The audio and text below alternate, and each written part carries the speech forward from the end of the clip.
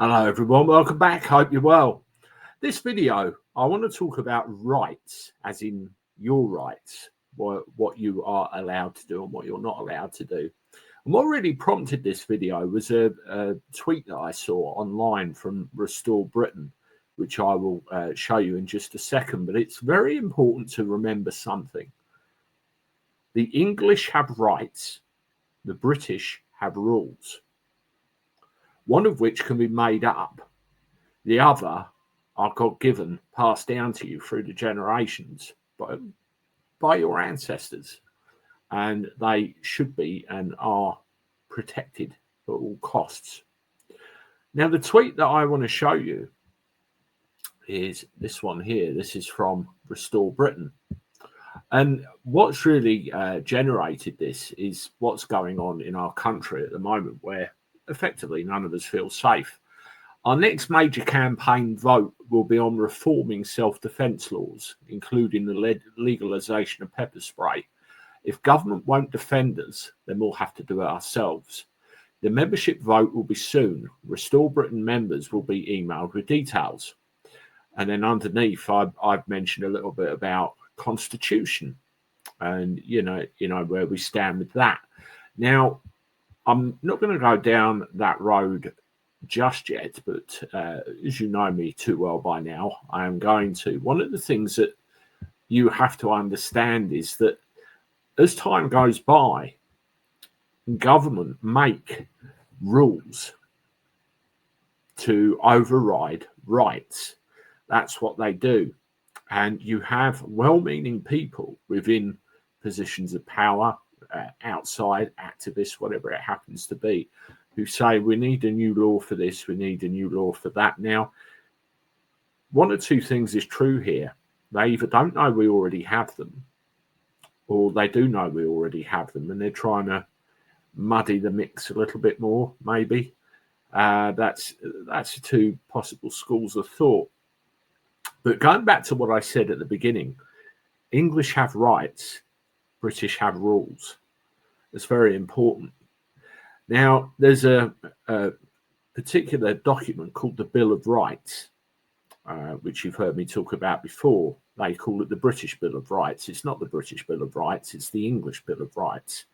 The British just put their name on it and vandalised it. Because with the Bill of Rights, there were two lines in there originally, which basically said what you're reading here is forevermore. And at least 3 times in that document, it said that all of these are your rights forever. They cannot be changed. And there was I think it was around about 1948, there was an act passed in Parliament which systematically went through all previous bills, all previous acts, and repealed the parts which they thought they wouldn't need anymore. And what they did, they sneaked in a repealment to the Bill of Rights, somewhere in the bottom of this other act, and took out those lines which said that all of these things are forever. So if you look at the meaning of the word forever and look at time memoriam or whatever you want to say, and then remove those things, you're actually vandalizing a document that says you're not allowed to change it. And the other thing as well is the fact that it was done in a convention parliament, which is a separate, special kind of parliament, not a regular parliament. And anything done in there cannot be changed by a regular parliament, no matter how much they tell you it can be. It's utter bollocks, utter bollocks. Now, going back to your rights, you have a look at this. This is the Bill of Rights. This is in the public domain. You can actually find this online. And the thing I want to point out to you is this: subjects' arms, that the subjects which are Protestants may have arms for their defence suitable to their conditions and as allowed by law. So what that basically means is you have the right to bear arms in your defence according to the law. So in other words, you can't go around mindlessly hacking people down with them. That would not be the done thing.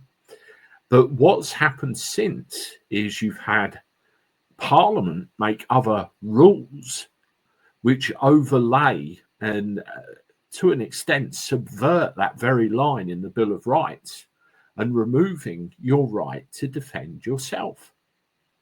So when you talk about pepper sprays and all the rest of it, we don't want new regulations. We don't want new laws. What we want is for our existing preordained inalienable rights to be adhered to be honoured. And we do have that right. So rather than make new laws, how about void, and I mean void, the laws that are stopping us from doing what we're constitutionally allowed to do in the first place? And just finish off, right? I want to read these to you. Peel your ears back. The right of the realm of England and its subjects to defend themselves. The right to a jury. Here, David Lammy, listen up. The right to remain silent. Now, this is something that's very important. Anybody that gets arrested for saying or posting something online that the powers that be don't like very much, shut up. Don't say anything. You have the right to remain silent. Use it. The right to govern ourselves via... As soon as you say, oh, I didn't do this, I didn't mean it, I was at... They've got you. They'll use anything.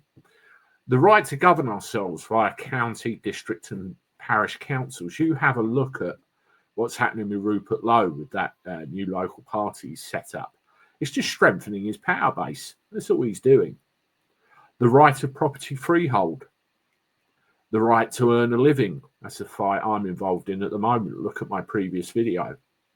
The right to full freedom of navigation and trade. The right to bring up and protect our children. Very important. The right of habeas corpus. The pretended power of suspending of laws is illegal. The right to assert English ancient rights and liberties. The pretended power of dispensing with laws is illegal. The right to petition the monarch, commitments and prosecutions for such petitioning is illegal. So if you petition the monarch and get nicked for it, you can do them under the English Bill of Rights. Election of members of parliament ought to be free. Yeah, right. They're selected rather than elected, I think. Levying money such as income tax and VAT is illegal. Is it really?